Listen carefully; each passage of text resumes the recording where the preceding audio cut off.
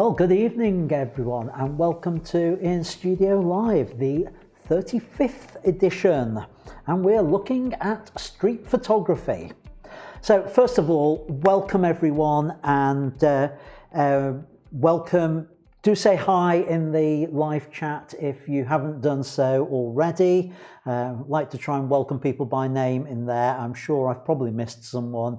If I've missed you, then my apologies. You are all welcome to the show. Oh, hi Amir, I've just seen you pop up in there, so welcome. And I'm really looking forward to tonight's show. Sometimes I feel underprepared. Sometimes I feel, oh, I can make this up as I go along. Tonight was a topic that I'm not an expert in, but I felt I could do some research on, and I felt I could put something together that should be, hopefully, an interesting show for you all. Let's get underway. And the usual introduction to these. For the benefit of anyone who's watching this for the first time, these are weekly shows, every Sunday night at 7:30, and I say it every week, they remain on YouTube for a short while. That short while is currently about 33 weeks on there, but eventually they will get cut down and the full versions will go into the Academy, but fear not, extracts will remain on my various YouTube channels, the one you're already watching on, plus my Learn Lightroom one and my travel photography one. If you want to know about those, somewhere over on the side, if you're watching on a computer in YouTube, there's links to them, and you can find the links there. I think I also put them down in the description below as well. So do ask questions in chat. We have a couple of spots in here for live Q&A. Sometimes I'm able to answer the questions. Actually, most of the time I am. Occasionally I will defer them to a future week, but ask your questions there. If you're watching this on the replay, then ask your questions in the comments down below. I do read every comment that gets posted. I actually even try to reply to all of them. So do put a comment there, even just to let me know you've watched the show. That would be good as well. And you can also email your questions to me during the week as well. Now, if it's your first time here, can I ask a favor? Can you just take a moment to hit that subscribe button and hit that bell notification so that you get notified of future live streams on there? And obviously, when you're watching any videos, please stick a comment in there so I know you've been there. And the one I ask every week, some of you are getting used to this because we've already had 9 likes, but there's 18 of you watching, according to my stats. Yeah, they're starting to go up. They're starting to go up with 10 likes. So go hit that like button, and that will help. I've just seen somebody else join, John Barton. Hello, welcome. We'll be looking at some of your images later on.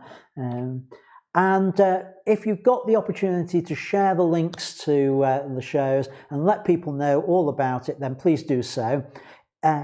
Alternatively, share the link to my Facebook group, which I'll talk about in a little while. There's one other thing I want to talk about first, and this is about my cup of tea. You'll find there's a name on my cup of tea, and this week it's Peter Saltiel. So thank you, Peter, for the cup of tea. If you want to buy me a cup of tea just to say thanks for everything for putting the shows on and the information and all that, that's the link you can follow. It's also down below on there. And if you buy me a cuppa, it's really, it means a lot to me. It does help cover the costs of doing these, helps keep me in business as well. So the link's there, but there is also another reason why you might want to buy me a cuppa, because I've got a little thank you for everyone who has already given me a cuppa or sponsored my cup of tea. You'll all get your names on the cup eventually. Don't worry about that. I'm just working my way through all the names. But earlier today, I sent out a little thank you to everyone who has bought me a cuppa. And it's this document you can see over there. I have a printed version of it here. It's a 26-page guide to street photography. I put it together this week based on various things I've written in the past, new material in there. So some of it may look familiar to one or two of you who have been following my stuff for years. There's stuff going back to 2017 that I posted on the website, but a lot of you I know won't have read that. So if you have given me a cup of tea through that link and haven't received that earlier today, then first of all, check your email and check your spam folders. And if there isn't something there, let me know and I will get it off to you, because it's my way of saying thank you for supporting me and for supporting what's going on. And this is actually the basis of what I'm going to be talking about tonight, what I go through there. So if anybody else wants a copy of this, 26 pages, all about street photography, then if you want to buy me a cuppa tonight, or even during the week, up till Saturday, if I see that come through, I'll email you the link for the download on there. So that's where it is. I'm going to try and do this more frequently. I can't promise that I'm going to be able to produce a 26-page field guide every week, but I'm going to try and do something. And these will go out exclusively to 2 groups of people. Actually, am I allowed to say exclusively to 2? That kind of, again, kind of doesn't make sense, does it? But if anyone who is an Academy member, and I know some of you on here are already Academy members, then Academy members will get it anyway. Anything I produce like that always goes to the Academy. But anyone who donates for a cup of tea, then you will get it as well, as my thank you for supporting me. And I'm hoping that it won't necessarily be every week, but over coming weeks, I'm planning on doing this sort of thing. So hopefully you will find it helpful in maybe even building up a library of these things over the coming weeks. Who knows? Let's see where we go on there. That's enough of me talking about that. I've just noticed that one other person has just purchased me a cup of tea. So I'll try and get that PDF to you as soon as possible. So thank you, Amir, for that. You'll get the PDF very shortly, as soon as I get the chance.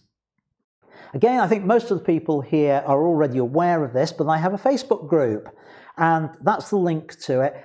And the Facebook group is now very closely linked with this show, and it's where we continue the conversation afterwards, and it's where I gather the images from that I provide feedback on. So it is all linked together. So if you're not a member of the Facebook group, do go over there and join it and share your photos.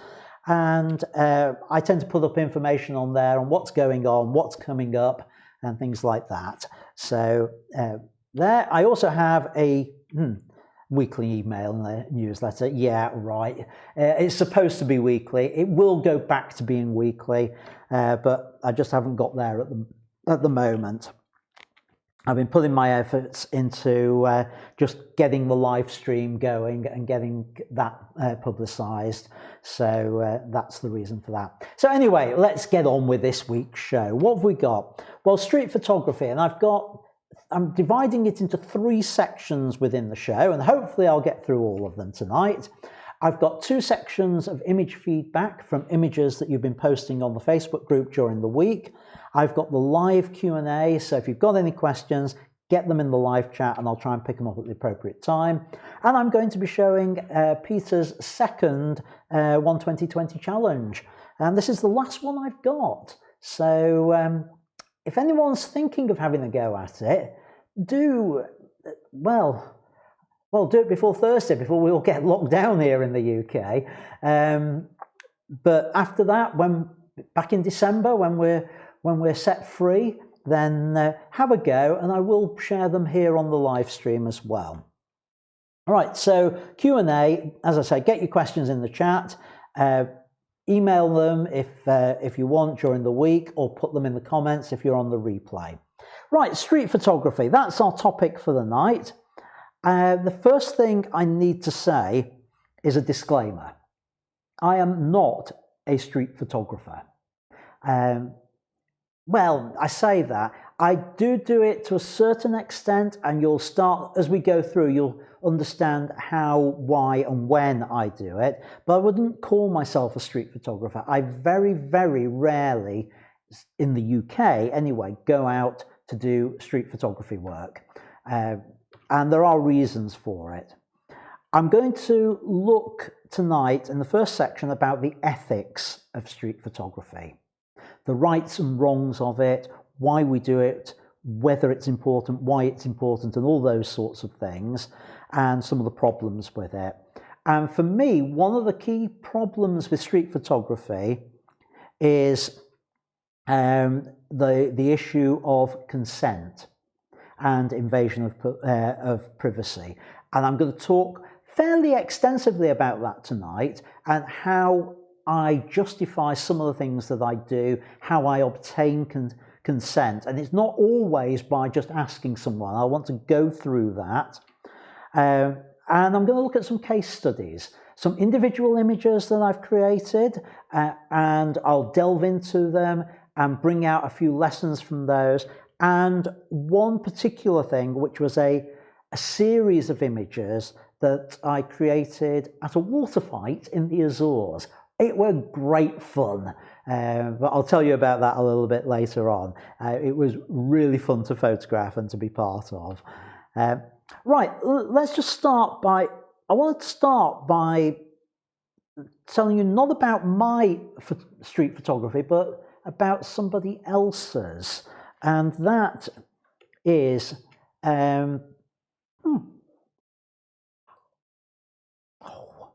right, this one.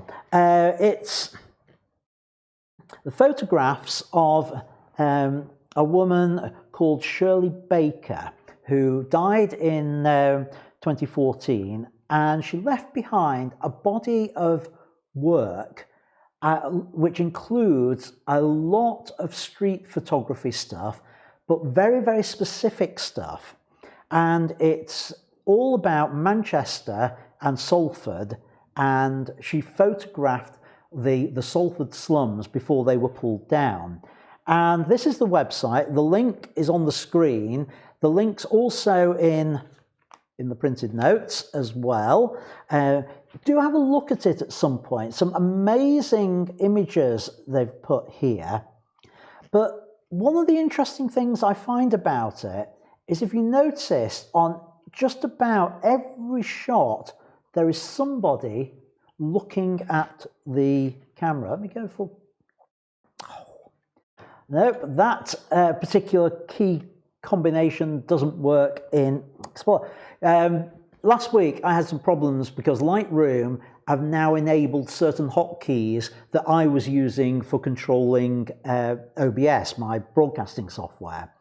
So I've changed them to something else which work with Lightroom, and I've just discovered they don't work when I'm in Google Chrome, because they do other things in Google Chrome. Oh, this is a pain. But anyway, right, I'm in here. You'll notice that there's always somebody looking at the camera. So she is working with her subjects. People are aware of her creating the images. I think that's one of the few exceptions where there isn't someone looking at the camera on there. But people are still looking very natural in them. And the thing that comes out from these images for me is the fact that it appears that she has obtained consent from the people she's photographing. They're not intrusive. They are not things which are done behind someone's back and things like that. So, right, yes. So that's the first thing to say. The next thing to say about this is that street photography is typically a record of a time and a place. And that's what those photos by Shirley Baker are all about. It gives a real insight into what Salford was like in the 60s, 70s and 80s. And that's the general period. And I think 1950s as well. I think the earliest ones are about 1950 in there, but the colour ones tend to be 60s onwards. And I'm old enough to be able to remember bits of Manchester that looked like those photos. I didn't know Salford in those days, but I certainly remember Manchester looking like that, and bits of Stockport looking like that. Interesting comments just come in from Sue. She says, a lot of the people who featured in Shirley's photographs have spoken on Facebook groups, identifying themselves and remembering having their photos taken. So yeah, she wasn't trying to do this surreptitiously. She wasn't trying to hide the fact that she was making photographs at the time. And that for me is important. But yet she's had this ability to make people appear natural in there. They don't, on the whole, look posed photos. And I hope that what little bit of street photography that I do, that I'm aiming to do the similar sort of thing, where people know I'm doing it, but they are still able to be natural. I have obtained their consent either explicitly or implicitly. And this is the big debate with street photography, that invasion of privacy versus natural images. Because what most people say who do street photography is the moment you ask someone's permission, it ruins the scene, it spoils the scene, it's no longer natural. And that certainly can be the case, but there are certain things you can do to minimize that effect. So, first of all, let's talk about the law on this. We need to think about it. And I've got a link here, amateur photographer. They've covered this far better than I can. Now, this is where I find that, right. See whether I can get this right and come over to the correct page when I swap over. So, yes, got it. Right, I know how it's working now. Right, yeah, amateur photographer have done this article about street photography and the law. And it's quite a good summary of the thing. So I'm not going to repeat everything there. Take the time, go have a look at that yourself on there. And you notice that one of the high up things on here about respecting privacy on there, be sensible to cultural differences, also very important. I would call myself a travel photographer, and it may come as a surprise to some of you. I would consider myself more of a travel photographer than a studio photographer. And one of the things as a travel photographer I'm always aware of is the cultural differences in the places I'm at. And they talk about other things, about not obstructing and the things like that. And I'm not going to go through all that paragraph by paragraph. You can take the time to read that yourself. There are just a few things that I want to say about it. Which include the particular caveats that not everywhere you may think of as being public is actually public. Just because there you have a right to go somewhere does not necessarily mean it is a public place. Some parks are owned by private individuals. The obvious example of that is things like the National Trust. Here near Stockport, Lime Park and you can walk into there from all sorts of directions, is owned by the National Trust. And therefore, they can set the rules on what photography you can do there. And their rules are very clear. Yes, you can take photographs, but for personal use only. You cannot sell them on there. So you have to abide by their rules and regulations. Not only that, certain public places have other restrictions on them as well. For example, Nelson's Column, and this is a government restriction, I believe, or a royal restriction, I can never remember quite which, is that although it's a public location, Trafalgar Square, you cannot use Nelson's Column, photos of it, commercially. So there are those sort of restrictions. So if you're doing street photography and you're planning to sell images, then make sure you are aware of the law, what's legal, what isn't. And that article I pointed to is a good starting place on that. The other thing I would say is be very, very careful about photographing children. Now, the legal situation is that it is perfectly legal to photograph anyone, including children, in a public location. Having said that, I would not advise you to do it. It can be misconstrued. You are likely to get yourself into a lot of bother. I had a confrontation with someone when I wasn't photographing children. I was actually photographing deck chairs on the beach. And I was dressed in a photographer's waistcoat with lenses out of every pocket, big rucksack, camera with a lens out to here, doing my photography. And this woman storms up to me saying, "You should be ashamed of yourself, photographing children on a beach like this." To which I turned around and said, "I'm really sorry, but I'm not actually photographing children. I'm photographing scenes, the deck chairs. I can show you on the back of the camera exactly what I've been photographing." And she turned around and said, "I'm not looking at your dirty photos." I said, "Well, there's nothing dirty about them because it's deck chairs. It's not people on there." And she said, "Right, I'm going off to get the police." And off she stormed. And as she was leaving, I said, "Well, that's okay. I'll wait here until they come, shall I?" And I did. I waited, knowing full well that she wasn't calling the police. I waited for about 5 minutes. I kept looking over to her, and she'd gone back to the group that she was with.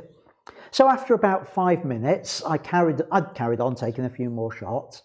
I walked over to her with her group, got a card out of my wallet, my business card, handed it to her and said, "I'm really sorry, but I'm going to have to go now.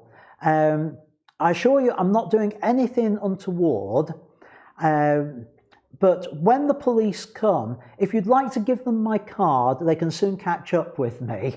And then I just walked off. So if you can get challenged just doing deck chairs out in public, you can get challenged, and if you were photographing children, you are open to getting challenged and getting a lot of abuse. And right, I'm just going to go over to the chat here because some interesting things coming in here. Sue is saying that Salford Quays are a good example of it not being a public place. This is true. Spinning Fields I've been challenged at before now. And yeah, their rules, as Michael says, you require a permit for photography other than casual photography. Well, I don't do formal photography. Yeah, the National Trust, you need a license to do photography on any of their properties. On that, you can do it for personal use, and that's all with that. So, moving on. It's all about a record of a place and time. And I want to show you this image to start off this, this section. This is Syria. I was there in 2008. I spent a fortnight in Syria, visiting a lot of the archaeological sites there, seeing a lot of places, and I always find it heartbreaking what's happened to that country in the time since. But on the first day we arrived, we went to this town called Malula, and this is, without shadow of a lie, this is how they sell the bread. They didn't clean this surface. They just rocked up with this flatbread and just put it on this surface that people had been sitting on and all sorts. And I thought, no, I really don't want any of your bread, thank you very much. But this sort of captures that moment in time. And I have other photos of that town. A couple of years later, that town was absolutely destroyed in the Civil War. So street photography on the plus time side is a record of a time and place. And if we as photographers aren't recording those sort of things, who is?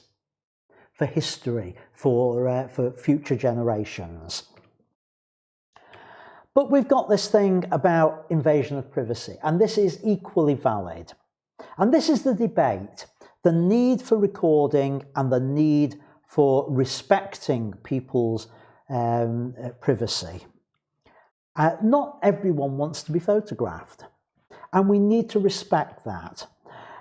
People have a right to privacy. And yes, you have a right to photograph people out in public, but we need to respect those who don't wish to be photographed. So for me, it's all about obtaining consent. Let me give you an example from something that happened to a friend of mine back in the late 70s, early 80s. I was a teenager at the time, and there was an exhibition at Stockport Art Gallery of a photographer.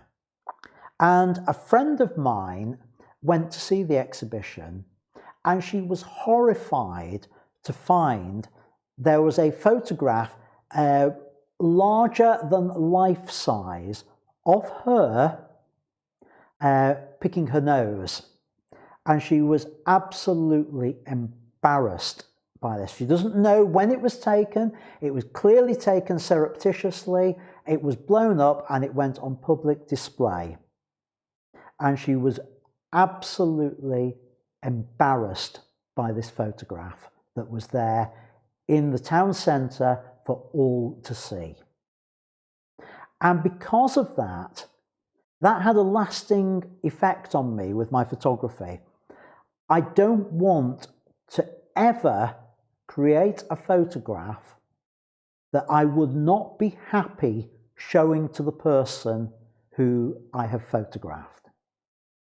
And that is almost the underlying rule that I have with my street photography. If I would not be happy showing it to the person, I would not want to take it. The slight exception to that would be if it was being used to record something that was happening for evidential reasons and things like that. So that's where I'm coming from. For me, this whole area of consent is vital. And I always want to obtain consent when I'm doing my street photography. That does not mean, as we will see, does not mean asking everyone before I make an image of them. And in some cases, I can't. And I'll explain the exceptions to that, the way I work, as we go through this section. So one other thing just to say at this stage, because I'm a travel photographer, I want to tell you about Baksheesh. Baksheesh, Baksheesh. If you've ever travelled in the Middle East, particularly in Egypt, you will have heard that phrase, and it's usually accompanied by going Baksheesh, Baksheesh, Baksheesh, along those sort of lines. And this is the implication in some cultures that if you photograph them, people expect to be paid for it. Just a small tip, maybe a few coins, something like that.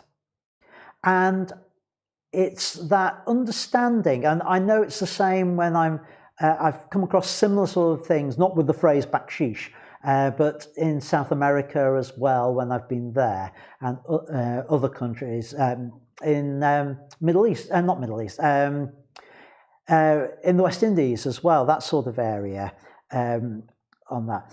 But the phrase Baksheesh comes from Persian and it means to pay. So how do I work as a travel photographer? And this is an important safety thing to say. If you are in the habit of giving a little bit of money when you're traveling, particularly if you're photographing poor cultures, then put your baksheesh money in a separate pocket away from the rest of your money. Because people will see you going into a pocket, taking out money, and you become vulnerable to that. So what I do is I have a baksheesh pocket when I'm in those sort of countries, and I put all my loose change that I'm willing to give, the small denominations and things like that, in that one pocket. When I get to the end of that, that's when I stop taking photographs of people there. So it protects me. It gives me a finite amount. I've already budgeted, so I'm not just constantly giving out money as well. Right, so that's my first section about the ethics of street photography. Let's have another look at the chat. A couple of things coming in here as I've been talking. John Barton saying he's been challenged loads of times and has been threatened. The thing I would say, John, to that is make sure, this is again why I talk about getting consent, because the being threatened, the nearest I came to being threatened was that person threatening to call the police, but because I go to the trouble of trying to get consent, it tends not to happen as much. Right, what else have we got? Right, Sue saying, because an area of the subject may be within legal parameters does not mean it's morally acceptable, which is what I was saying, especially if you without the consent of the person you're photographing. Gary's saying, yeah, the work of Don McCullen and Cartier-Bresson is unethical because they didn't ask permission. Right, now, this is the thing about, what I say about, with a lot of it, there's implied consent. I'll be perfectly honest with you, I'm not particularly au fait with Don McCullen's work, or Cartier-Bresson for that matter, so I don't know what images. But as you'll see, there is an implied consent as we go through on there. Kev saying that he got a complaint because he was shooting cosplayers outside a venue, being careful not to shoot children. Parent appeared out of it asking why I wasn't trying to take a picture of their child. Wow, yeah.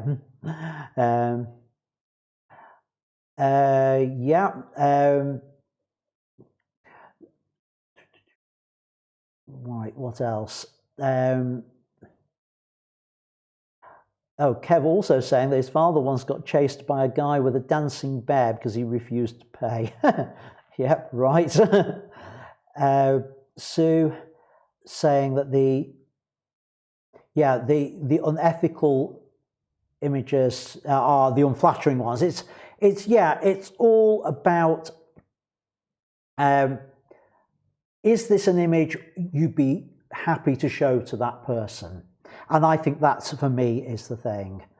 And again, Gary saying, asking whether I approve of Bruce Gilden's work. I'm sorry, I don't know Bruce Gilden's work either. I'm not a big one for following lots and lots of different photographers and studying their work. I prefer to spend my time looking at my own photos, to be honest. Bruce's portraits seem to be looking straight into the camera.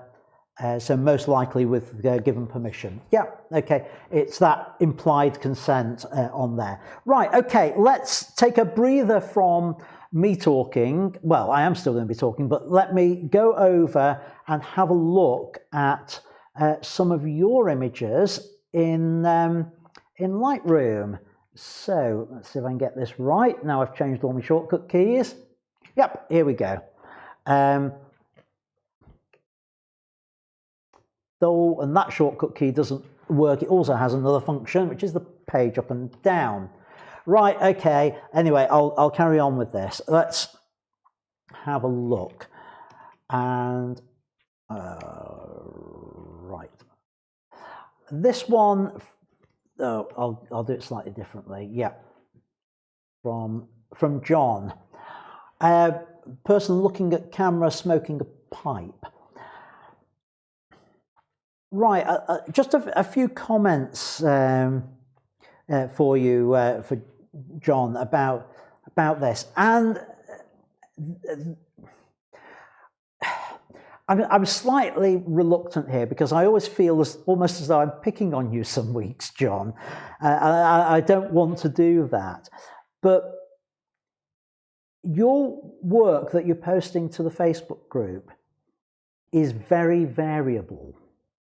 You have some absolutely cracking images, and you have some images like this one that really, I feel, miss the mark.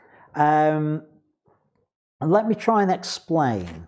I'm just going to go into the develop module, why I don't think this works. This whole area with the red sign, it's not doing much. I don't know whether you intended it to be a lead-in line to it, but it's not really working as that.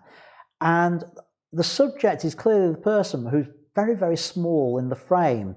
And I would like to see with this, the person much closer. So I'd be wanting to come in much tighter on this, maybe down a little bit on the window. And that sort of thing is a much more compelling image than with all that extra space in there. And I think there's a lot in it. It looks as though it needs maybe a black and white conversion with it. I'm just going to do a quick basic one, something like that. I'm not going to go through and do a full conversion on it. Haven't got the time tonight. But that, I think, is much more compelling than what you'd presented.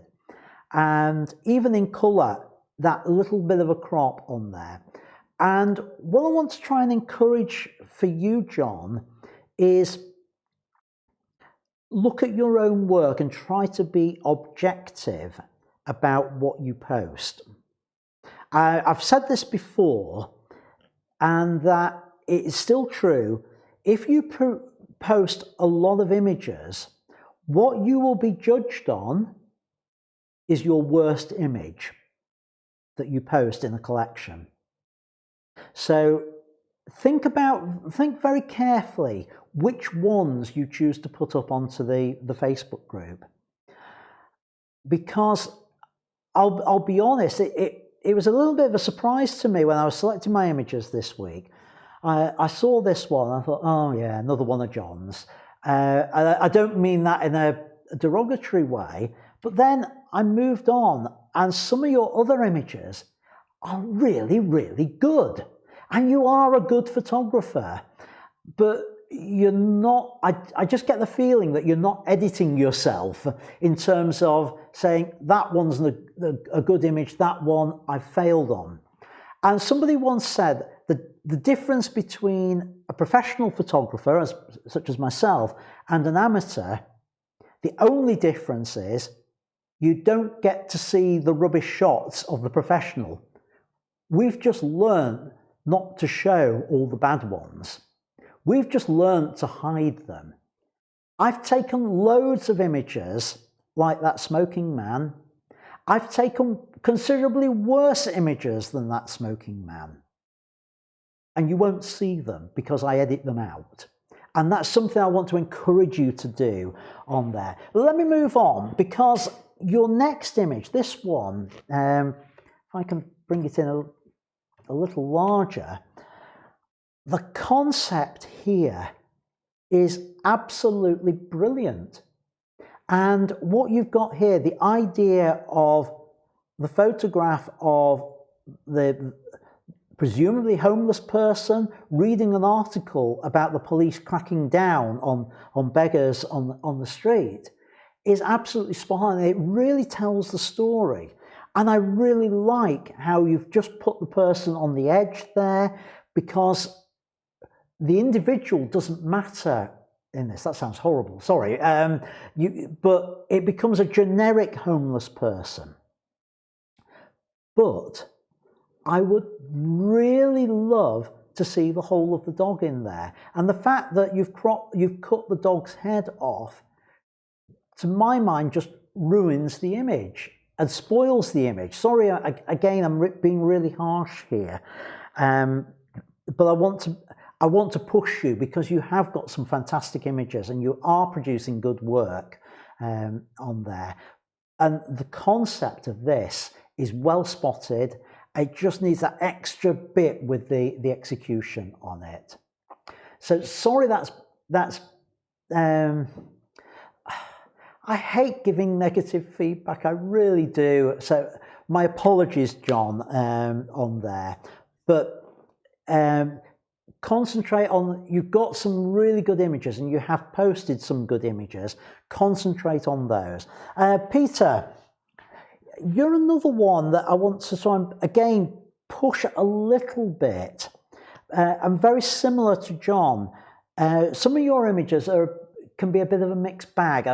I mean this in a positive way. You've got some cracking images, you've got some really good fun images. This one's a nice fun image. Just think a little bit about your framing on it, because the space above doesn't help.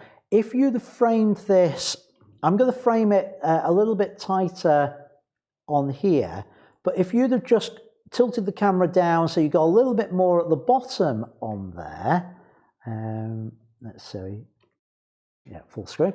So you've got a little bit more at the bottom on this, and that would have been an even stronger image. And it does, but it does work as it is at the moment on there. So I like that. Well done. And the montage here works well, but again, just be a little bit careful about your cropping. I mean, this shot down here could be, I'm going to crop just the individual image so you can see what I mean on it.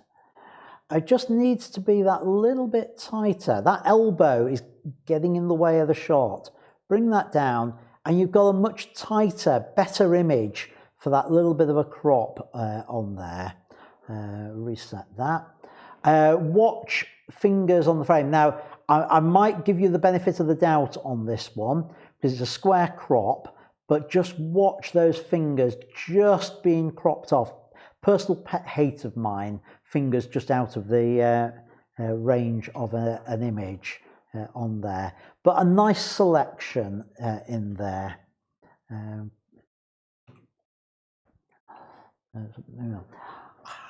Right, Gary.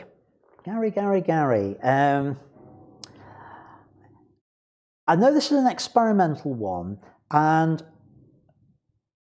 for me, I think it's part way there. I'm going to challenge you, Gary, to reprocess this.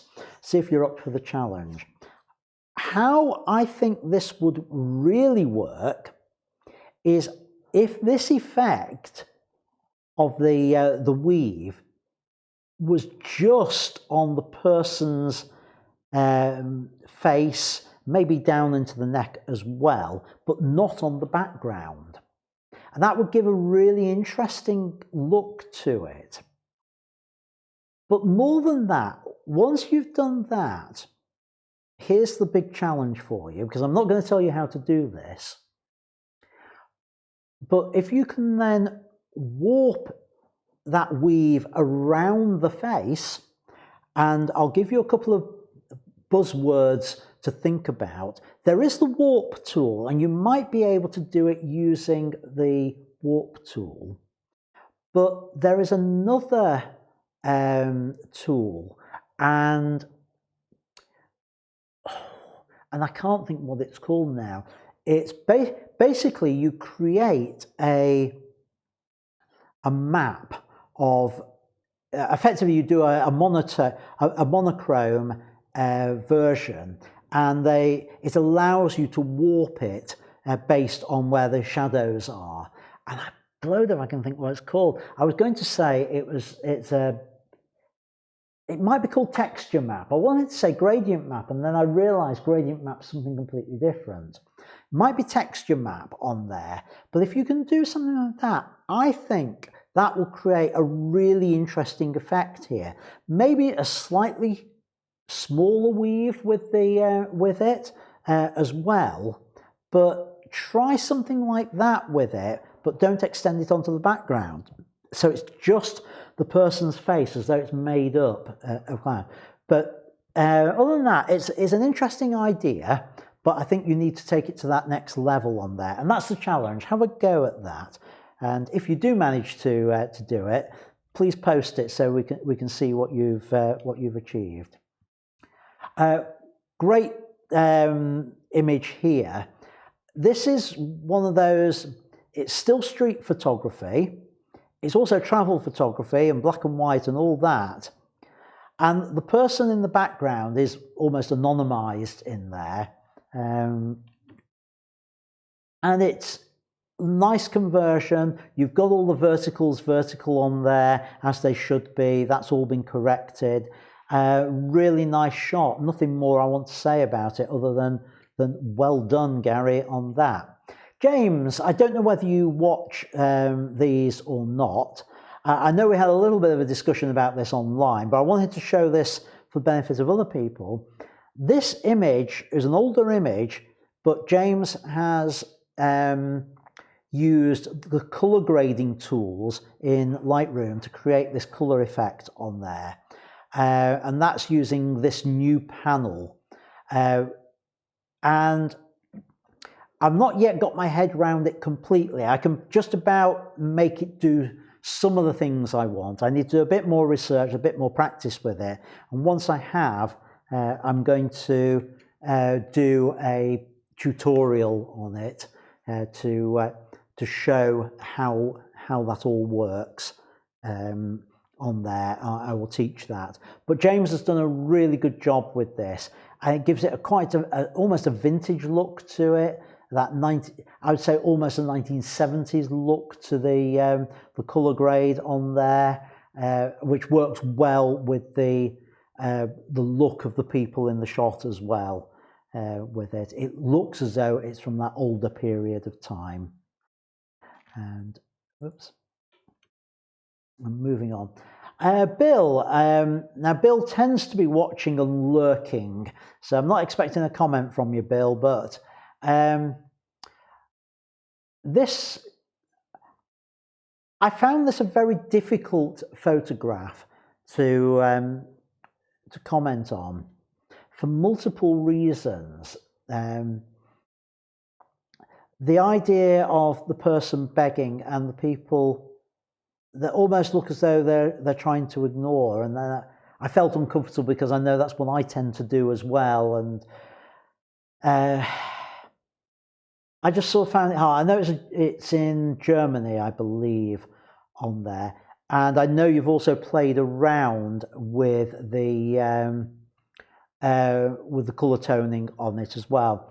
The beggar is sharp. The people walking are slightly blurred, and I think part of that is motion on there. I think for me, I'd like to have seen the people even more blurred. So a longer exposure, maybe on tripod or on monopod to achieve that with it, to try and anonymize the people. I think almost that would make the image work, where it's just the anonymous crowd walking by. I don't like the person looking into camera up there. They're looking accusingly, and that makes me feel even more uncomfortable than this image does anyway. Let me just go full screen so people can see it a little bit better on there. So a difficult one to comment about. Just a few thoughts off the top of my head with that. Now, John, back to one of yours. This is what I was saying. You've got some cracking images, and you've got a lovely shot here. Knocks the spots off the smoking man one. I think it's a little bit dark on the black and white conversion on the dog, but only very, very slightly on there. And I'm prepared to overlook that really, because I don't think it matters that much at all in there. I'm just going to lighten it just very slightly on the shadows. That's all it needed. But lovely shot, and everything's horizontal, everything's vertical. You've got the person off on one side. The image works. So I say self-edit. Because you can and do produce some really good work, and I want to push you further to produce more good work. Gary, another one of yours, I don't know whether this was a Venice one, I can't remember, but I like the framing of the shadow. It's I'd like to see a little bit more exposure, just so that we can see a hint of what's going on in those shadows. Not much, probably just something like that for me on there. Maybe even bring those highlights back down to something like that. It's only a very subtle change to it, but it's a lovely concept. It's well spotted. I like the fact that the shadow isn't intersecting the shadow of the arch. It's all properly framed on there. It's an anonymous person. They're walking away on that. Again, John, big thumbs up on this one. Fantastic shot, great black and white conversion, well composed, the bench is framed properly, the bicycle's in there. Produce more work like this, post more work like this, because you can do it, and I like what you're producing here. Let me go. I just need to check where I'm up to with my numbers on here. Oh, I've gone over halfway. Right, that's as far as I want to go on there. Let me go back over here. I'm just going to also have a look at what's been going on in the chat while I've been doing this. Let me pull up the chat, my version of it. Right, okay. Oh, a lot going on in the chat while I've... right, yeah, lots happening. Andy Grady not approving of Gilden's work on there. Talking about, yeah, general chat. There's street photography, in the face sort of things. Right, yeah, again, going back to that. Right, John saying, I'm assuming this was talking about the smoking man, saying he did crop it later and converted it to black and white. Yeah, well, post that black and white one then. Right. Okay, a link that I need to watch at some point. Yeah, John saying negative feedback is good, it helps him learn. Yeah, I'm trying to be constructive as well though, John. Walter, yeah, saying learning from mistakes. Right. Yeah, general discussion on there I don't want to talk about. Golden type and been... Right, yeah. Displacement map, Walter Reynolds, yes, that was the one I was trying to say for Gary with his weave on there. Displacement map, that was the one, well done. And This is the problem when I get to the comments. Kev says, I think this is my favourite image of the evening, and I don't know which image he's talking about. I'm assuming it's the man walking through the arch. I'm not sure. Oh, Kev's saying, I think it's the part that I don't like is why Kev likes it. Oh, right, okay, not that one then. Oh no, well, never mind. Right, okay. Let's carry on. Right, street photography. Let's talk about this business of consent. And I'm rapidly running out of time, and I've still got so much to cover I want to talk about on here. And I'm going to talk about different ways of obtaining consent. And I'm going to do it by talking about some images and the way there is consent. And consent, to me, doesn't always mean going up and asking someone's permission. It can mean that, but it's knowing the situation and reading the situation to know whether there is an implied consent there. This fishmonger in Funchal, they are frequently photographed by tourists. It's happening all the time. There is a place where you stand to do the photography. I've wandered around, and I actually did start asking permission. And the looks I got were, it was more a sort of, yes. And it felt more like they got more fed up about being asked and being interrupted than by people taking the photograph. So there was an implied consent there because I know the location and know what's going on there, and that this happens all the time. So that's one way of getting consent. It's understanding the environment and knowing that in that situation that it is acceptable. I've not put it up on here. There is a photograph in my notes. It's this one, if you can see it. Hang on. Yeah, that one. You stand a better chance of seeing it if I hold it like that. Cuban man.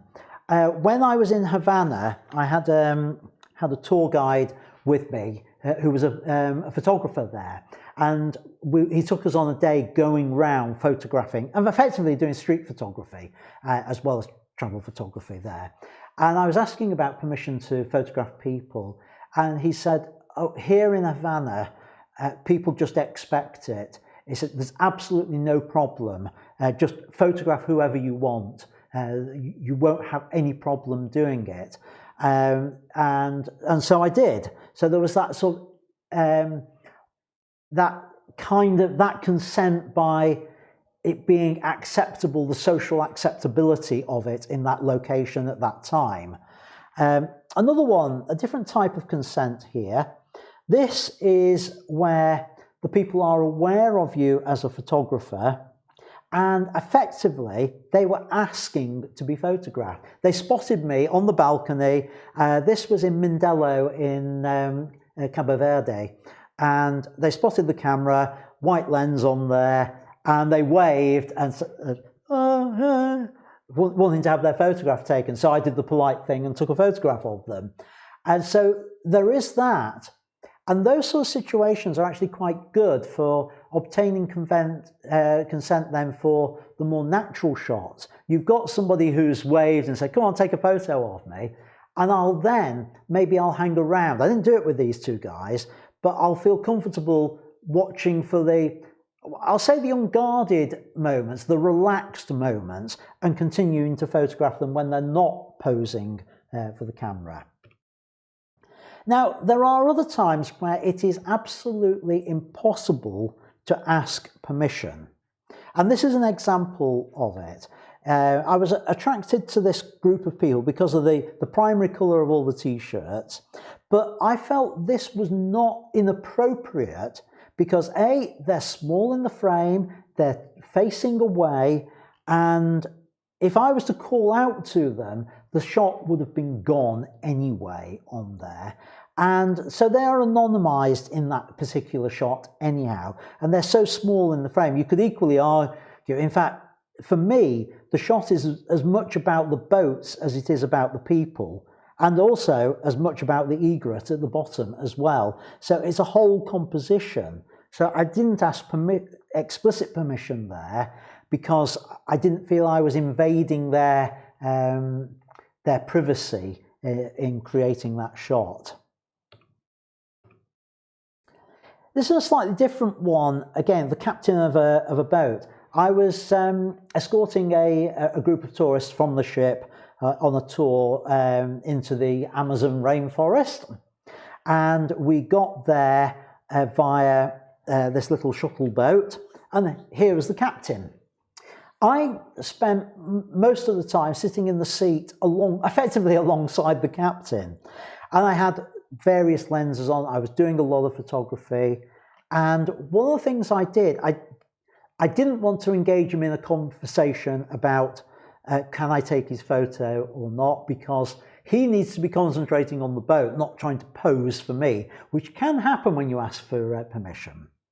So what I did is I had the camera and I generally sort of looked in his direction, and I took a shot and I paused and made sure he was aware that I was doing it, and that I read his body language at that point, and he wasn't being he didn't come across as being uncomfortable. He looks a little bit scowly in the photograph, but actually that's him concentrating on piloting the boat down the Amazon, and I took that as an implied consent on there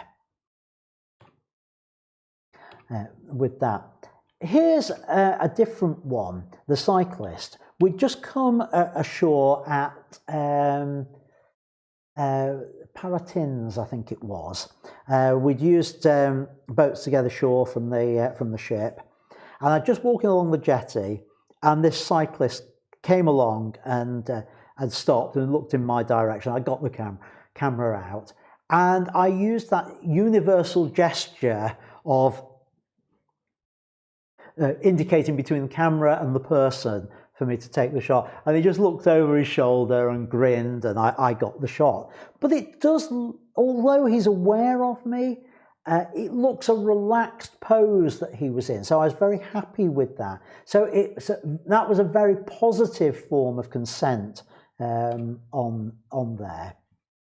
This one again is slightly different in terms of the permission wasn't granted to me explicitly, but we got the video team from the ship there. They're out of shot. They're just out of shot. They're videoing him bailing the boat out.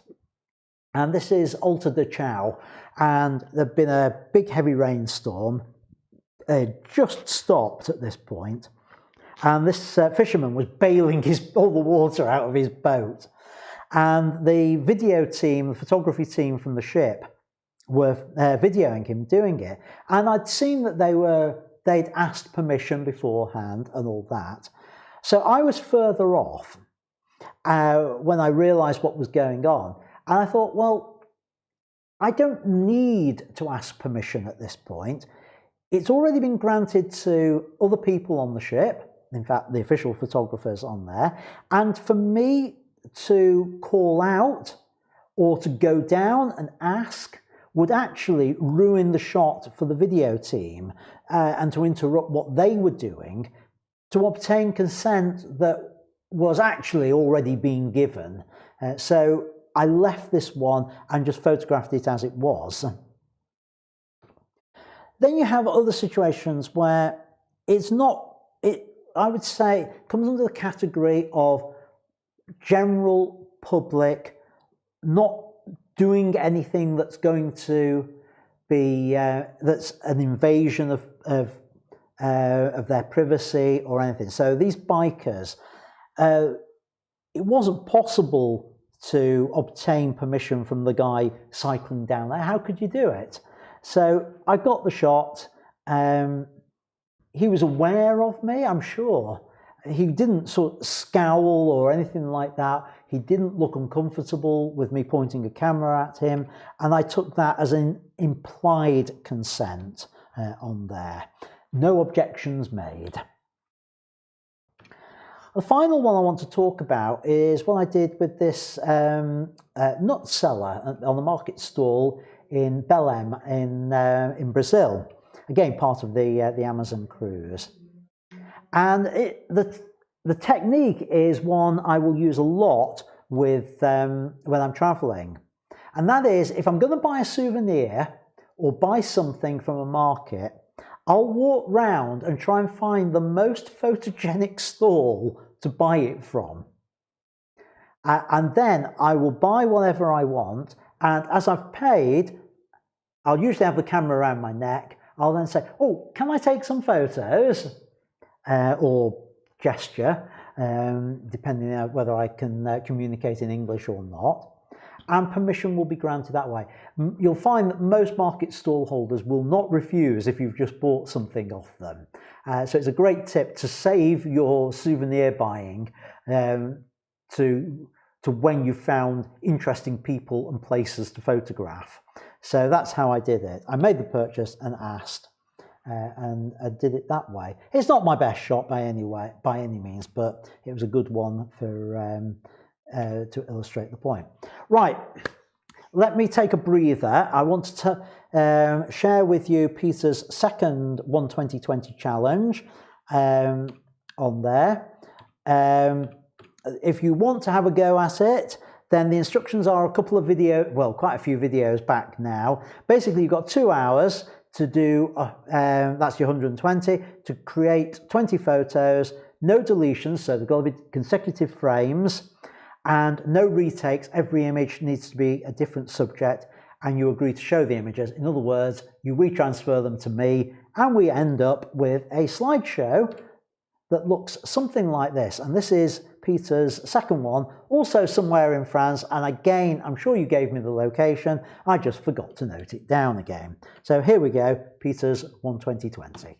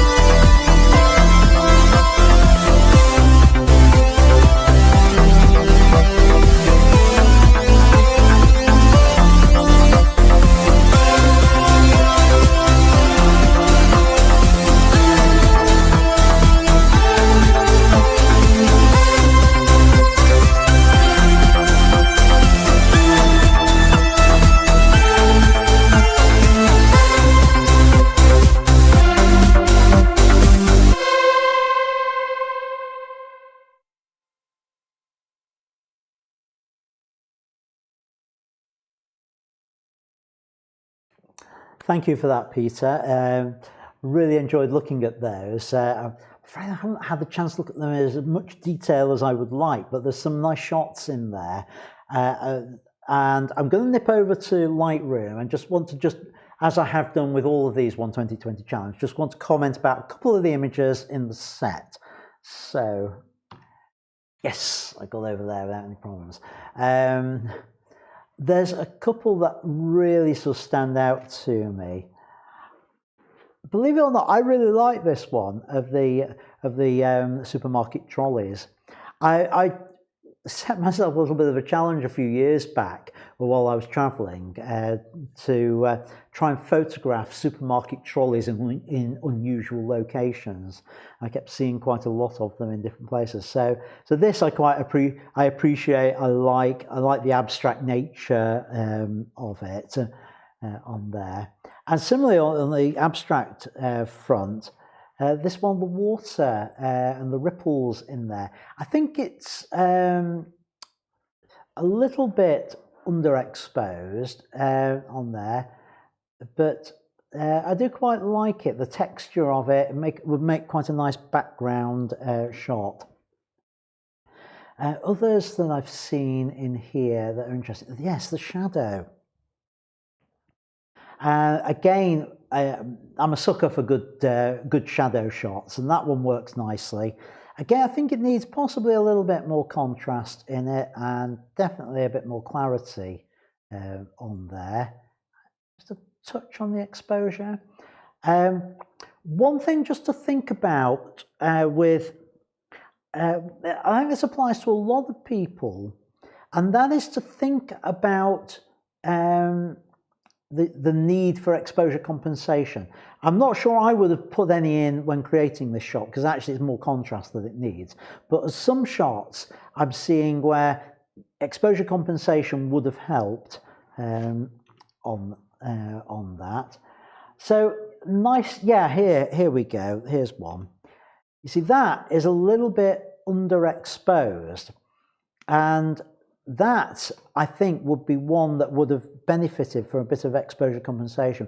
My guess, about a stop, and I bring it up 1 stop's worth on here. Yeah, maybe even more actually. You do 1 1/3, like that, is what that actually needs. And now, let's see what you did do with the meta. Oh, will I have the metadata? Yes. F13. Right, no exposure bias, yeah. The reason for that is, even though it's a blue sky, it's a very much brighter sky. So you can see here where all that blue is on the histogram. Let me go full screen. I still have not found the perfect key combination to be able to go through these. Right. You can see here where all the blue is. The blue's in the top section. If I take off that exposure compensation, can you see where it's formed? It's now formed in the middle. That's because the camera, when it's trying to calculate an exposure, will assume everything's going to be in the middle of the thing. That there's going. So that bright area, it thinks, oh, that's got to be mid-grey. I'll stick it in the middle of my histogram, in the middle of my brightnesses. When in fact, all of that needs to be 1 and a bit stops higher, 1 1/3 up there. And that pushes it into the top half, which is where it should be, because the sky, the blueness, is bright. So it needs exposure compensation on there. And that's one of the skills of a photographer, is to think about, when do I need exposure compensation? If you're working in any form of automatic mode, aperture priority, shutter priority, even program mode, you've got that available to you. Because you are shooting, let's have a look on here. Exposure program normal. Oh, it's a Nikon, no wonder. I don't know what that translates to in Canon. So think about that. That's the main things I want to comment about on the set, but it's a nice set, well put together, and well done for doing a second 1/20/20 on there. It's a good set. Right, okay, I'm going to quickly have a look at the chat at this point. It means I need to just,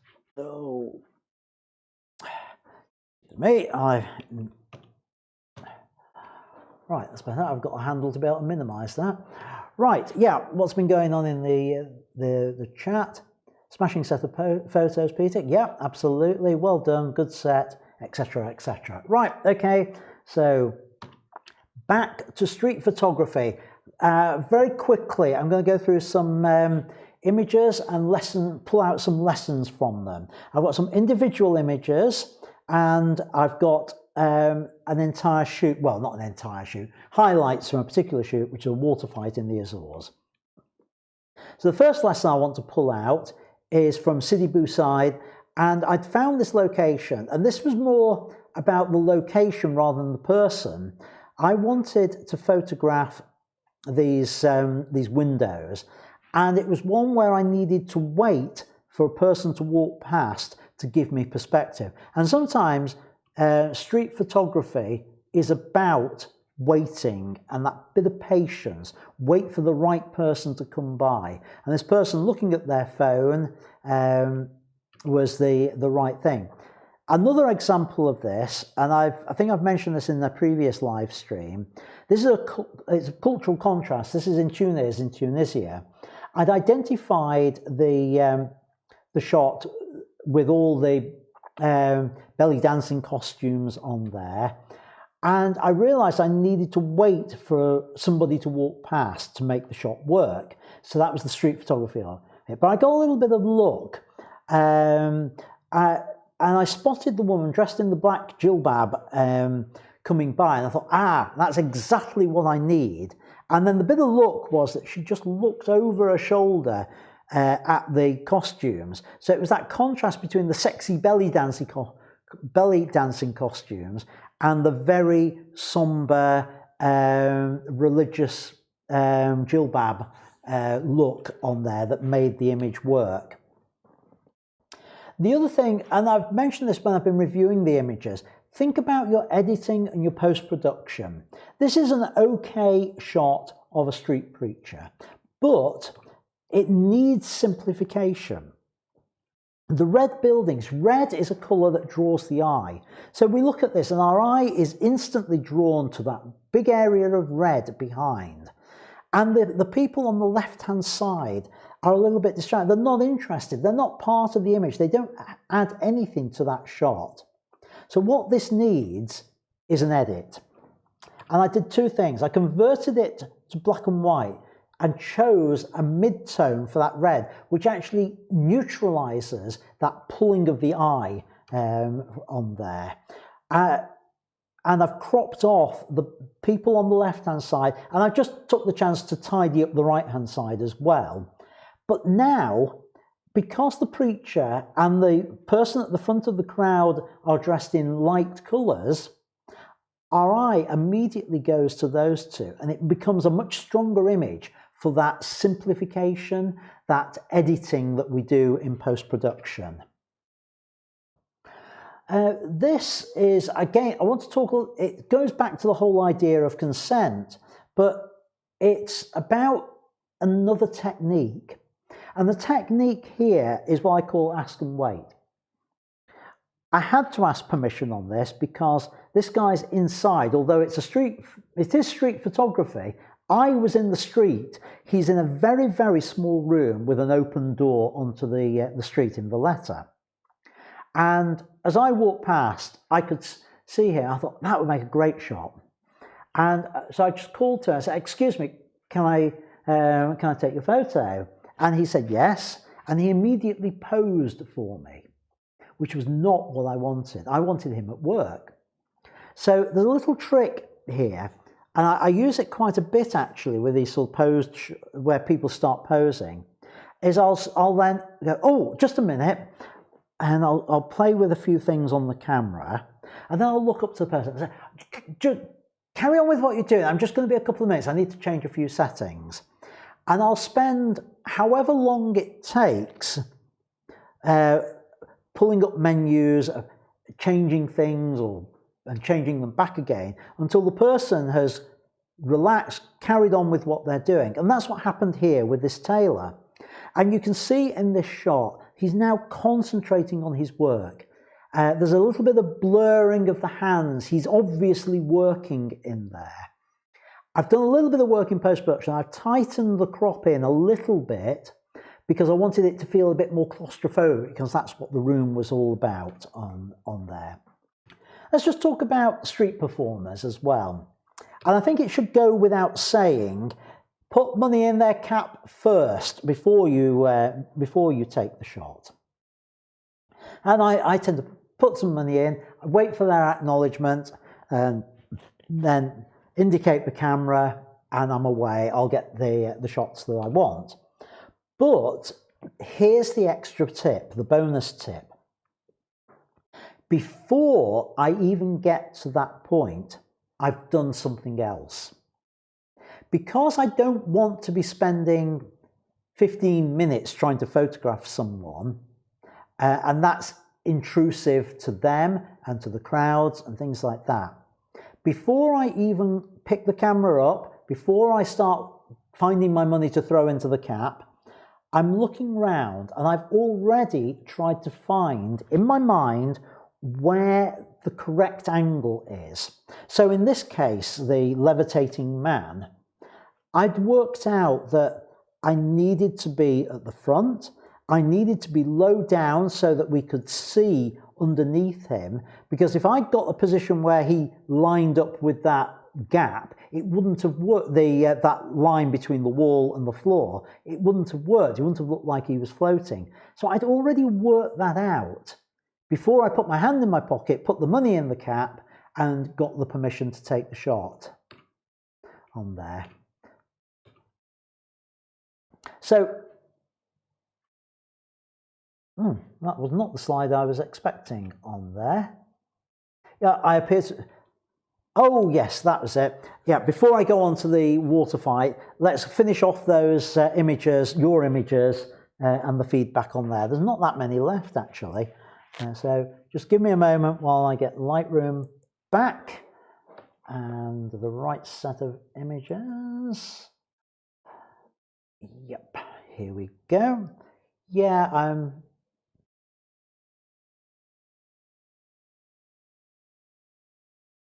yep, that's right. Okay, so yeah, here we go.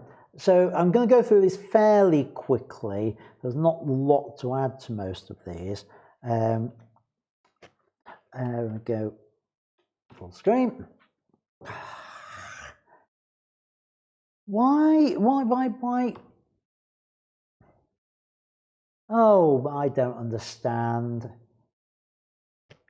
Why is it now changing what it's doing on those keys when I try to do this? Right, anyway, there we go. I'm on full screen on this. One from Gary of the Edinburgh Festival, I presume, somebody walking on shoulders. It's an interesting, fun shot on there. Nice capture. The only thing I don't like about it, Gary, is this head here. Now, I know there's not a lot you could do about that. You can't crop it out. There's not a great deal that you could do to solve that one, but it does feel a little bit intrusive. But because the rest of the shot is so good, I think we can forgive that. This one's by Bill, and it's in Germany. And he was saying that the store in the background is Germany's equivalent to Harrods. And he was trying to work out why this person was just standing there, having done her shopping, just staring at the shop there. And I don't know, he couldn't work out the reason why. It's one of those where you start to think of and make up your own story in it. And mine is almost, my thought is, the caption is, oh, damn, I forgot to buy ... The feeling that she's got to go all the way back in there again. Now, I know you've processed this one in colour, Bill, but I think to me, this is a black and white shot, and I'm not going to do a full conversion, but I am just going to go there. I think that sort of thing, or maybe my number 3. Yeah, number 3 is a little bit better on there. I prefer that in black and white to colour. I don't think the colour's adding much to it, and having her more as a silhouette against the bright building, I think works better on that.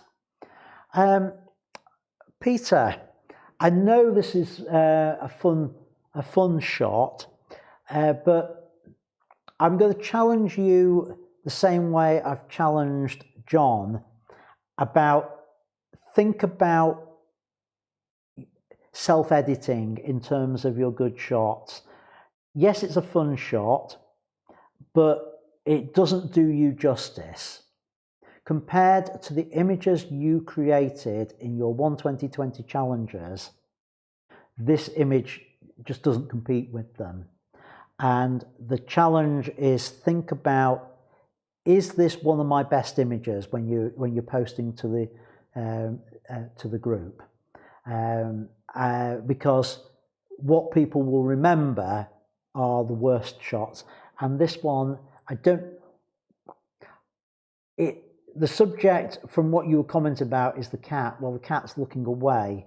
The main thing that's in focus is the backside of a horse, and it doesn't work well for me. Yes, I know it's frustrating. It's a fun shot, a cat getting a ride on a pony, on a horse, but it didn't really work, I'm afraid. Sorry, and I can't think of many ways to rescue that one. This one from John Bamber I've put in here. On the extra show I did midweek, he had a much tighter crop on this, and I said at the time I'd prefer the wider crop so you could see the location. So he posted this, and indeed this is much more preferable for me. I would just maybe lighten it very slightly, a little bit more clarity in there, and I think that's a much better shot, John, than the original one. Really like that. Moving on, Sue posted this one. I think I might have got a typo in your name there. I'm not sure. And she posed the question, who is the mysterious figure in the background? Anybody want to hazard a guess on that? Some of you will know instantly who it is in there. But yeah, it's taken here in the studio. It's clearly the person in the background wasn't doing his job properly because it's not all lined up properly as it should be on there. On that, and if you haven't guessed already, it's me on there. So nice shot from one of the events here. Amir, got down to yours. I really like this. I think there's an awful lot in here. I love the smoke in it, the atmosphere of this shot. The black and white conversion really works, except I think it needs a tighter crop. I've not tried this. I'm just going to try this now. This person here on the left is acting as a bit of a distraction to me. I think we just need to bring that in a little bit, maybe a little bit on that side and up, and a fraction down there. And we've still got that framing effect, but our attention is much more drawn to the person now.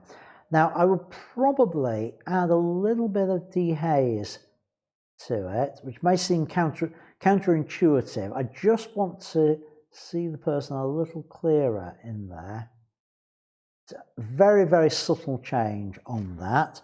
So before, after, you can see it's a very subtle little change on it. But I do like that shot. Well done, Amir, for that. Really good shot. And this is another good one as well, which is one of the celebrations where all the, I know you did say in the comment what it was, and I can't remember, but it's a lovely shot, and I really like how we've got all the dust in the shot as well, and it's in the hair, and it's really nicely done on there. I don't know whether you did add clarity to it. I think it's already got enough clarity on there. If I was putting any in, it would be minor in there. But nice shot. nicely composed as well, well framed of the person on the left hand side. We've got a strong diagonal from the arm in there with it, nice bright colours.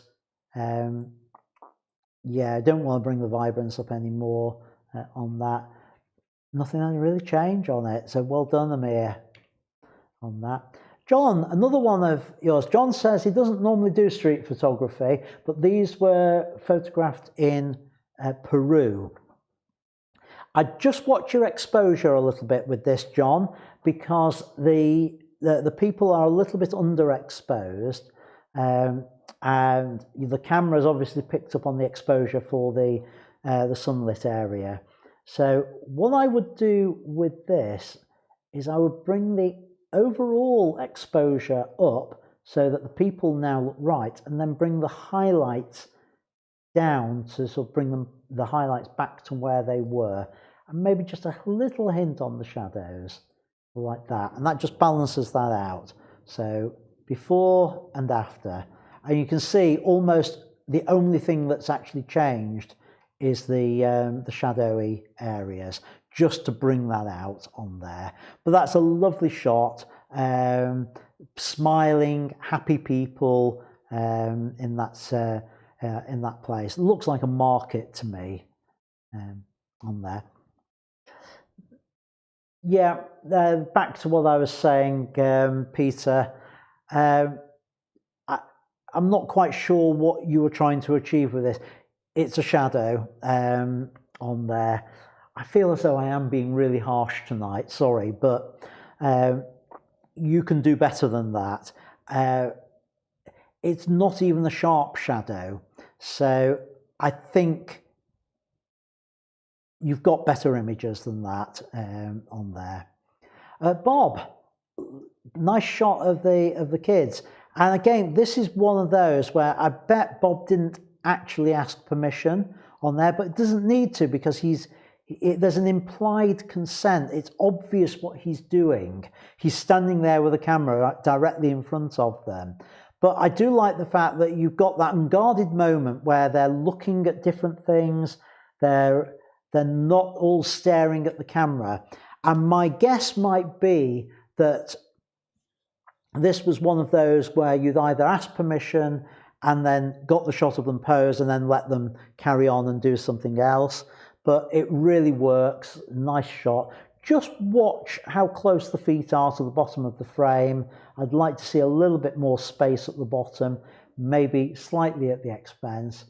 Oh, and look at that. Somebody's left their keys in the lock behind. I bet those aren't there now. Carrying on with these of Bob's, go full screen on this. White balance is off on this. It's a bit cool on there. So I would take a white balance off there. You see that's warmed it up a little bit. And I might then, because I tend to like things just slightly warmer than natural, and then warm it up just a fraction beyond there to something like that on there. A little bit of work on the shadows, but nice. I like the interaction of the person looking at the camera on there, that implied consent because he's smiling at your camera. And before and after, you can see that change in the white balance makes all the difference with that shot. Oh, this I like. It's a shame about this truck in the background though. And I just wonder whether there's anything that could be done with that. Could we lose some of it and lessen the impact of it with a tighter crop, maybe? Maybe, oh, I don't like going that narrow with it. But if I went down to there, and then what I would do with something like that is I would try to see if there's any way I can just change the color of that just to make it less obvious. And the way to do it is with the adjustment brush, okay? On there. Let me go full screen so you can see. And what I'm going to do, largish brush, I'm going to set auto mask, and I'm going to reset that. I'm going to bring the exposure down on, no, actually, I'm going to reset the exposure. I'm going to take the saturation down on it so I can see where I'm painting. And you can see even now that's made a bit of a difference to it on there. Taking it right down to that. And having done that, I'm now going to use the color shift to try and bring it to something else that's going to be a little less obtrusive. Maybe a bluey color, and then bring the saturation down just a little bit further so that it's less obtrusive in the frame, like that. So we've just taken it out of the way. So now, before and after. It's a subtle change, but it means my eye is now drawn to the person and not being pulled away to that bright yellow area in the truck. And if I wanted to spend a bit more time on it, I'd have found I could find a colour that works better and the right sort of balance with it. I think a blue works because it goes with the other blues in the background on there. So I hope that one's helped with that for you, Bob. Yeah, I just love this, the chimney sweeps on there. Nice shot. My only problem with it is blurred on this person over here, which is a great shame on there. They obviously turned at that point. This one was great, but just the expression on there, I think my eye's being pulled to that away from where it should be, because the expressions, that it's just blurred on there. Other than that, it's an interesting shot. I do like this, but it does need a crop. I think we need to bring in just a little bit tighter on there, and we need to do exactly as we did with the others. We need to sort out the white balance, so we go with that, and then bring the exposure up, bring the highlights back down, and the shadows up. Bring that exposure back down a little bit, just to get the exposure right on the person. Highlights a little bit further on there. So there we go. I would do something like that. I might even bring that in a fraction, because we've got a bright area on the edge there that's drawing our attention. And maybe a little bit of contrast actually with it on there. Clarity, don't want to bring too much. Vibrance, there we go. So before and after.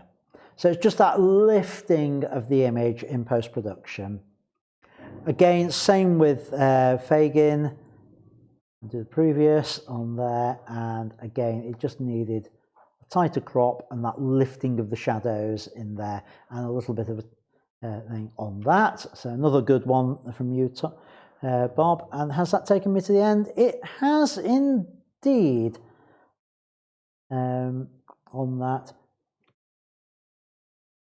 I'm slightly puzzled because I thought I got some from Kev. Can't see them. Right, no, never mind. If they're in here, if I haven't found them, I'll do them next week on there. So let's go have a look at the chat. I'll minimize that. We're getting near the end, folks. Right, what have we got in here?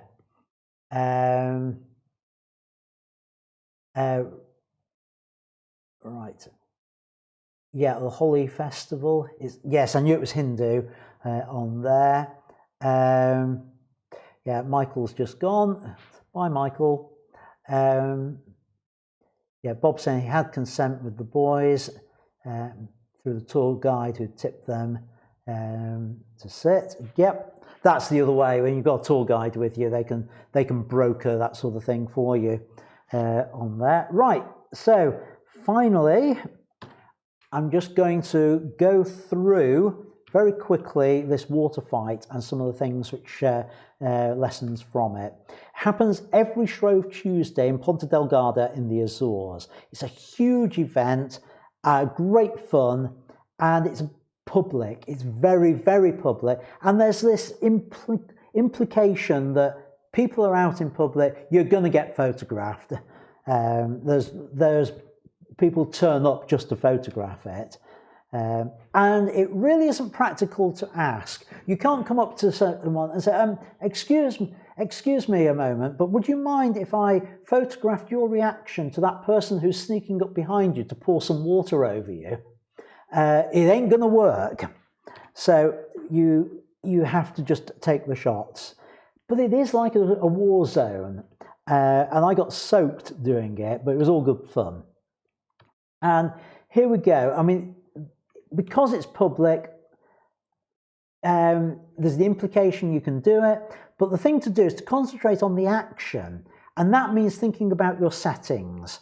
So here I was aiming for fast shutter speed. This particular shot was 125th of a second. Most of my shots were anything between 1/200th of a second to 1,250th and things like that with it. But again, when you're out doing street photography, don't forget the details. This was a water fight, and there were containers full of balloons full of water there. I saw one, I thought, wow, that's a lot. And then I saw a lorry turn up and just dump a whole load of bags on the floor full of water for the fight. It's incredible. People turn up in their own trucks. This was laden with bags of water that they were throwing. And notice what I've done here. I've got that all-important moment when they're actually throwing the bags in there. You can see them in mid-air up here, captured in there. So it's all about getting that precise moment. The other thing is think about your lighting as well. And think about each individual shot and spend your time thinking about your shots before you start shooting. I realized there was this fight going on in the colonnade, and I looked at it and thought, right, where's the light coming from? I want to shoot with the light coming through the water. So although I walked around the other side, I came back to this side and thought, yeah, that's the direction to shoot from. So I stayed at this end to shoot because that was the correct position. It's thinking about your shots as you're doing your street photography. And thinking about the reactions as well. And I love this reaction shot. Three women, or three girls, they knew they were going to get water thrown at them. They were walking down the prom area, and somebody came and threw a whole load of water over them. But I just love the reaction shot, and I also love the fact that I've managed to catch it where you can't see any of their faces, but the body language tells the story, and some of those sort of ideas behind your images. It's all about telling the story in your shot. And again, this was one of the ship's passengers. And it doesn't stand alone, this shot, but in the context of all the others, it tells the story. The smile on her face, the water, she's soaked, as we all were on that occasion on there. But the other thing with street photography, be aware of your surroundings. There was a point during this fight where things started getting a bit brutal, to be honest with you. We got the fire brigade with their water cannon. We got people who were throwing really quite solid water bombs. One hit me in the face and it stung. So I had to be vigilant, but it wasn't just about being vigilant for my safety, but you need to do that when you're doing any form of street photography. Some of you have already mentioned in the chat that you've been threatened. So be aware of your surroundings when you're doing street photography. Keep aware of what's going on. But it's not just for that. It's also about making sure you don't miss shots that are going on. I'd already photographed in the colonnades, but I spotted another colonnade nearby where I got this shot. Again, light coming through everything. And this is one of my favourite shots from the thing, and it brought everything together. Being aware of my surroundings when I was creating it, getting the light in the right direction, getting the shutter speed right so I was able to freeze the action, and then onto the post-processing as well, because the black and white conversion is really what makes it work. And you'll notice most of these shots are black and white, not all of them, most of them are. And I always think black and white works really well for street work. But with something like this, don't forget the aftermath. Don't forget the end of the day. If you've been out covering something going on, think about how the day finishes. Think about if you're going to be presenting a set of images, how are you going to finish that set?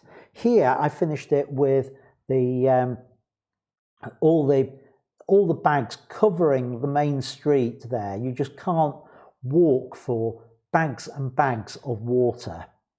And you know, they cleared it up incredibly quickly afterwards. Okay, let's have a look at the chat to see what's going on in there. I don't think I've had any questions come in this week, so nothing in there. So it just leaves time for me to wrap up. Thank you everyone for watching and allowing me to rabbit on about your photos. Thank you for submitting those images to the Facebook group. And as ever, if you found this helpful and you're new to the live stream, please subscribe and hit that bell icon so you know. Please comment, please join the Facebook group. Please hit like on there. Oh, 16, we're doing well. We're doing well on that. And as ever, thank you to everyone who's bought me a cuppa. Thank you for those that have come in during the live stream. If you want to buy me one, there's the link. Thank you to this week's cup of tea sponsored by Peter. Cheers, mate. And those who've signed up, who've donated this week, I'll get the PDF document off to you as soon as I can. I'll have a look at that shortly on there. And anyone who signs for that, gives me a donation by the end of Saturday, will get a free copy of that, 26 pages. Academy members get it anyway, so you could join the Academy instead. That's where you buy me a cup of tea on that. So next week, the theme is autumn. Now, I know I'm a little bit late on that, and I know we're all going into lockdown on Thursday here in the UK, but if you've got autumn images from your archives, please share them on the Facebook group, and next week I'm going to talk through some of my top tips for photography in the autumn on there. So until next time, thank you everyone, thanks for watching, and until next week, keep making great photos. Bye for now.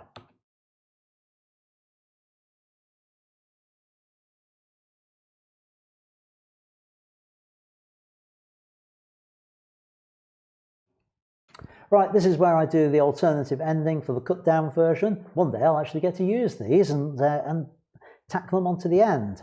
So here goes. Thanks for watching this cut down version of Ian Studio Live. The whole live stream is now over in my Academy. So if you want to see that, take a look over my shoulder. That's where the details are. That's also where you can download the printed notes covering everything on street photography that I've talked about in this live stream. So head over there. It's only £6 a month or £60 a year, absolute bargain. So until next time, thanks for watching and keep making great photos. Bye for now.